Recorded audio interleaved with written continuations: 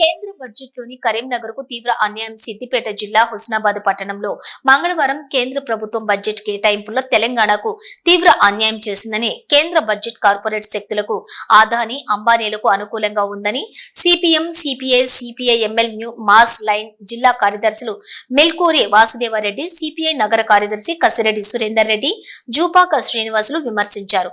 Party కేంద్ర committee పిలుపు మేరకు కేంద్ర ప్రభుత్వ ప్రజా వ్యతిరేక బడ్జెట్ కు నిరసనగా వామపక్ష పార్టీల జిల్లా కమిటీల ఆధ్వర్యంలో హుస్నాబాద్ లో నిరసన కార్యక్రమాన్ని నిర్వహించారు.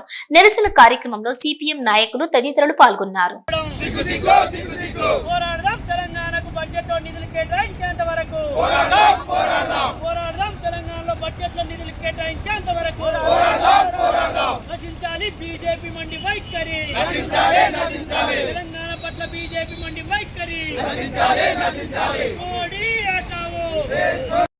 ఉత్పాదక రంగమైనటువంటి ముఖ్యంగా వ్యవసాయ రంగానికి కూడా నిధులు కోత విధించారు.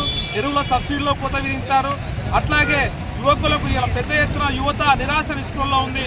యువకులకు పరిశ్రమల్లో కానీ ఉద్యోగ అవకాశాల బడ్జెట్లో ఈ బడ్జెట్లో ఎలాంటి చూపటి పరిస్థితి ఉంది. ఈ తెలంగాణ రాష్ట్రం పైన కూడా పూర్తిగా సవత్తల్లి ప్రేమ చూపిస్తున్నటువంటి ఈ బీజేపీ ప్రభుత్వం దమన్ నీతిని ఎక్కడికెక్కడ ఎండగట్టాలని చెప్పేసి, అట్లాగే ఇక్కడ బండి సంజయ్ ఇక్కడ కేంద్ర మంత్రిగా ఉన్నాడు, కరీంనగర్ ప్రాతినిధ్యం వహిస్తున్నాడు.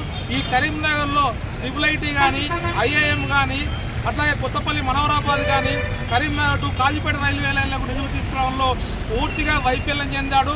నిధులు తీసుకొస్తాడా, రాజీనామా చేస్తాడా అని చెప్పేసి మేము ఈ సందర్భంగా డిమాండ్ చేస్తున్నాం.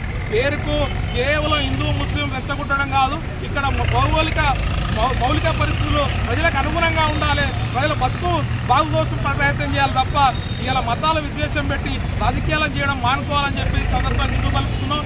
ఇప్పటికైనా కేంద్రంలో ఉన్నటువంటి బీజేపీ ప్రభుత్వం ఈ తెలంగాణ రాష్ట్రానికి అట్లా ముఖ్యంగా ఈ కరీంనగర్కు అధిక నిధులు తీసుకురావాలని చెప్పేసి ఆ రకంగా నిధులు తీసుకొచ్చేంత వరకు కూడా ఈ బీజేపీ నాయకులను ఎక్కడికక్కడ నిలదీయాలని చెప్పేసి ఇలా పౌర సమాజానికి కూడా పిలుపునిస్తాం. అట్లాగే రేపు భవిష్యత్ కాలంలో కూడా బీజేపీ దమన్ నీతిని ఎక్కడికక్కడ వామపక్ష పార్టీల ఆధ్వర్యంలో ఎండగడదామని చెప్పేసి ఈ సందర్భంగా తెలియజేస్తున్నాం. వాసుదేవరెడ్డి, సిపిఎం జిల్లా కార్యదర్శి.